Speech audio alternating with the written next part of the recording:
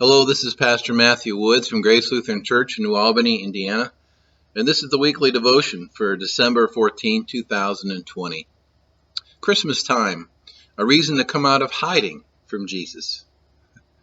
Our reading this morning takes us to 2 Samuel chapter 9, where David invites Mephibosheth to have a place at the king's table. It's one of my favorite places in the Old Testament because in so many ways it displays the mercy of God. This passage parallels so much of why Christmas is important to us. It is a picture of grace, and it also has something important to say about those of us who regularly hide behind the words, "I'm fine," when we may not be.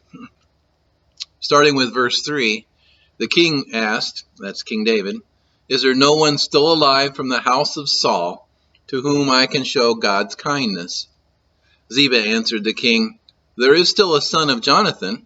He is lame in both feet." "Where is he?" the king asked. Ziba answered, "He is at the house of Machir, son of Amiel, in Lo-debar." So King David had him brought from Lo-debar, from the house of Machir, son of Amiel. When Mephibosheth, son of Jonathan, the son of Saul, came to David, he bowed down to pay him honor.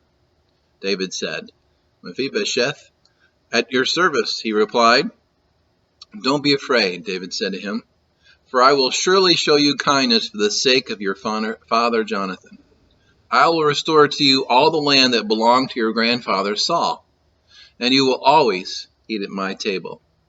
Mephibosheth bowed down and said, "What is your servant that you should notice a dead dog like me?" The king summoned Ziba, Saul's steward, and said to him, "I have given your master's grandson everything that belonged to Saul and his family. You and your sons and your servants are to farm the land for him and bring in the crops so that your master's grandson may be provided for. And Mephibosheth, the grandson of your master, will always eat at my table." Now Ziba had 15 sons and 20 servants. Then Ziba said to the king, "Your servant will do whatever my lord the king commands his servants to do." So Mephibosheth ate at David's table like one of the king's sons. Mephibosheth had a young son named Micah, and all the members of Ziba's household were servants of Mephibosheth. And Mephibosheth lived in Jerusalem because he always ate at the king's table. He was lame in both feet. Mephibosheth was the last living son of Jonathan, David's best friend, who also happened to be the grandson of the previous king, King Saul, David's predecessor. Usually during this era, when a new king from a new family took the throne, all the remaining family members from the previous dynasty were killed off to avoid any possibility of a challenge to the throne to the new king. So in 2 Samuel 4:4, we are told that Mephibosheth was 5 years old when Saul died. And when Saul died, there was a panic. When news of Saul's death got back to the family, little Mephibosheth was swept up by his nanny to go into hiding in fear. But as she picked him up, she did so in a panic, and as she ran in that panic, she tripped and fell with the little kindergartner breaking something in his legs. Perhaps it was a growth plate or something, but it left Mephibosheth crippled for the rest of his life. Many years later, Mephibosheth was still hiding in the sticks in Lo-debar, a nowhere town from David, as far as he could get. Once royalty, Mephibosheth was homeless, living in fear that one day the king was going to hunt him down and execute him, and orphaned. Except for one son, Micah, he had no one except his loyal friends. And then the day that he dreaded came. He stood in ragged clothes, dragging himself in with some help into this magnificent king's hall, a misfit, completely out of place, even though he once played in this very throne room as a small child. But instead of an execution, David invites Mephibosheth to his table. Jesus does the same for us. He seeks us out not to drop the hammer on us, those of us that are hobbled with sin and death because of someone else's fall, Jesus comes in the flesh to give us a place at the king's table. Turns out Mephibosheth didn't need to hide, nor do we. Jesus seeks us out to raise our status from homeless to a place at the Father's house, from sinner to saved, from tattered sinner's rags to the robes of righteousness. Jesus himself illustrates this very change in the parable of the prodigal son, when the father sees his son, he runs out to him, he hugs him, and he kisses him, and he throws a great big party, celebrates that he's home safe and sound. Well, that's the picture that Jesus paints with his grace, about his grace. I think the most unfortunate words are sometimes, "I'm fine." Those words are words of hiding. It's like Adam and Eve hiding themselves after the fall to sin. The only two people in the wide world, as if God is not going to look for them or know where they are. I mean, it's kind of ridiculous. Neither can we hide from God either. He knows what our problems are. I'm fine may be a smokescreen, a covering of a storm of emotions and worries and concerns, stuff swirling in our hearts and minds.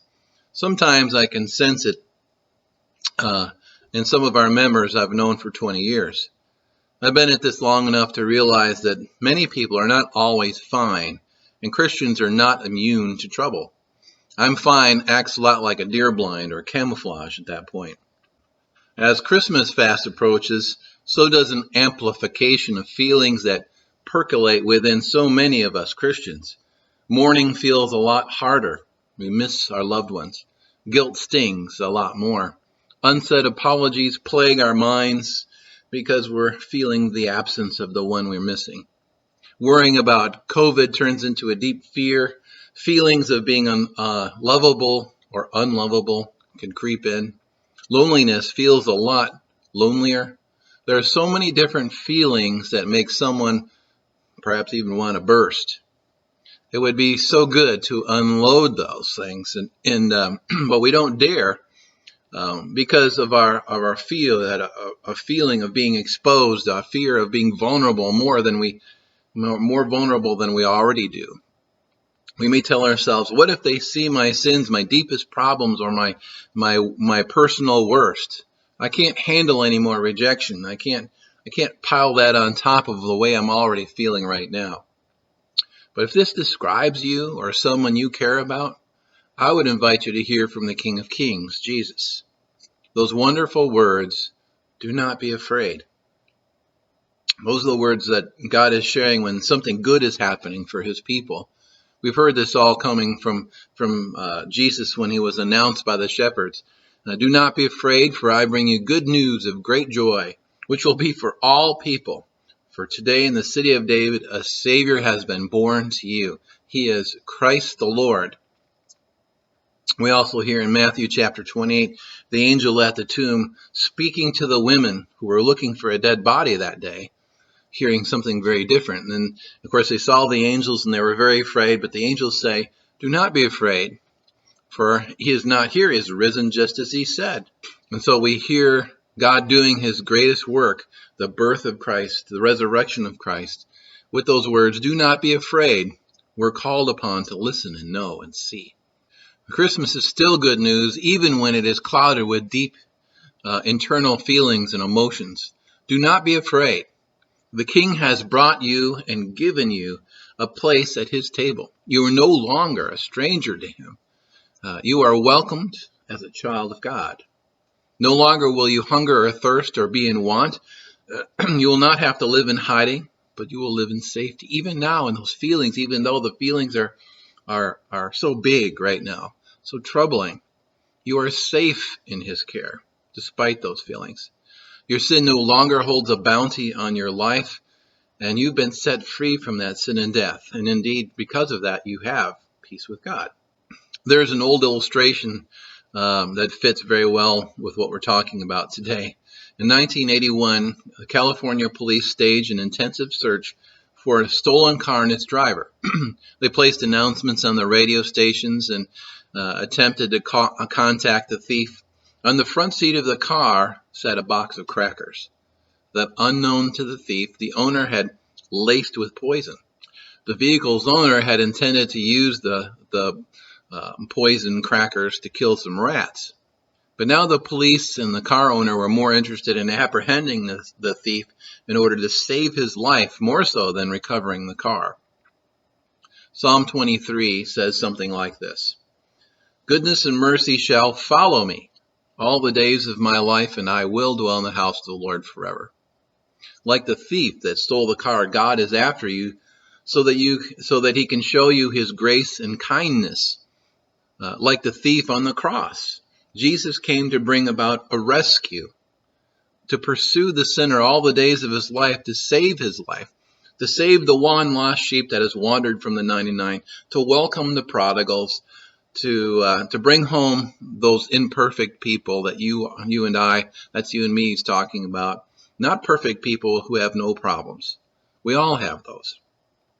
No one lives without problems, of course. And no one can say truly, frankly, that I'm fine. We're only fine, we're only okay in Jesus. But Jesus' goodness, mercy follows us every day. It pursues us. There is no place that the Lord will not go where you are now. He will be there with you, and that's his promise. So look, here's what I'm suggesting, all right? Please listen. I'm not suggesting that you can suddenly come out of hiding from your emotions. It's just not that easy. I get that. That you're going to be suddenly okay if you just talk to your pastor or something. Not at all. That's not what I'm saying. I'm not out to fix you, and no one can do that. It's about identifying your assets when it's hardest to look for them. Your greatest asset is your greatest advocate and friend, Jesus, who is right there with you, pursuing every one of us. Jesus is always inviting you to come to him in prayer, and that's all good. But I'm also here reminding you this Advent season that you are invited to have a seat at his table, that your status has changed. You have people that care about you and how you are doing, and Jesus is certainly at the top of that list. I would suggest, by the way, bearing that in mind, that you hang around people that care about you. Hang around with them so that your only company isn't just your thoughts and emotions. At the very least, that's something we can do. When David welcomed Mephibosheth, he invited him to his table without condemnation and without judgment. Mephibosheth had to show up, though. In Jesus, we have mercy, and we are welcomed, just like David welcomed him. "Come unto me, all you are weary and heavy burdened, and I will give you rest," Jesus says, Matthew 11:28. You may not necessarily come out of hiding from whatever may be secretly wrestling with your soul, but our goal today, again, is not to cure that. I can't do that anyway. No one can. My hope today is that you are reminded that you are still Jesus' favorite part of creation, no matter how messy you think your life is. The King is still inviting you to sit at his table, and that, my friends, is the best news ever. That is the essence of Christmas. So as we come together today, I wish you the Lord's blessing. The Lord bless you and keep you. The Lord make his face shine on you, be gracious to you. The Lord look upon you with his favor, and forever and always give you his peace.